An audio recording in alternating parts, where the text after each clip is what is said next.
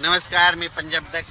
राज्यामध्ये सांगायचं झालं तर पूर्व विदर्भ आणि पश्चिम विदर्भ म्हणजे ह्या 6-5-11 जिल्ह्यामध्ये भाग बदलत पाऊस पडणार आहे. त्याच्यानंतर तो पाऊस हिंगोलीकडे येईल काही भागात, त्याच्यानंतर तो परभणीकडे येईल, बीड जिल्ह्यात काही जाईल, जालनाकडे राहील, बुलढाण्याकडे राहील, इकडे जळगावकडे देखील राहणार आहे. पण राज्यात मात्र सध्यानं 6 तारखेपर्यंत असाच भाग बदलत पाऊस पडणार आहे म्हणून हा अंदाज लागतो. सांगायचं झालं तर 10 जुलैपर्यंत असाच वेगवेगळ्या भागात पाऊस पडणार आहे.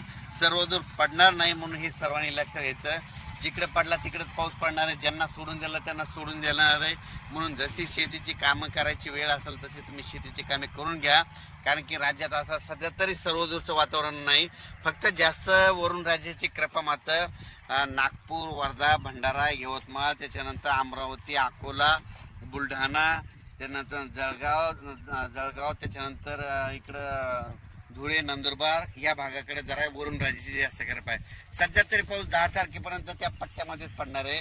आणि त्याच्यानंतर थोडाफार ते पाऊस काय होईल हिंगोलीकडे, नांदेडकडे, त्याच्यानंतर परभणीकडे, त्याच्यानंतर बीड जिल्ह्यात काही भागात, त्याच्यानंतर नगर जिल्ह्याच्या काही भागात, त्याच्यानंतर इकडं संभाजीनगरकडे, जालन्याकडे, बुलढाण्याकडे असा पडणार आहे म्हणून हा अंदाज लक्षात आहे. पण राज्यात तरी सध्या सर्वदूरचं वातावरण नाही. फक्त विखुरलेल्या स्वरूपातच पाऊस पडणार आहे. भाग बदलतच पडणार आहे. सर्वदूरचा सध्या पाऊस नाही.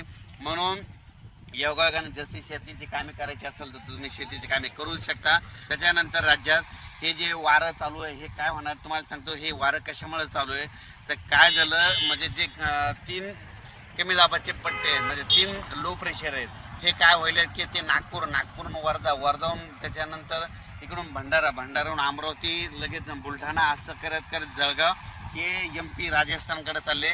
तिकडे जास्त जात असल्यामुळं आपल्या महाराष्ट्रामध्ये हे पाऊस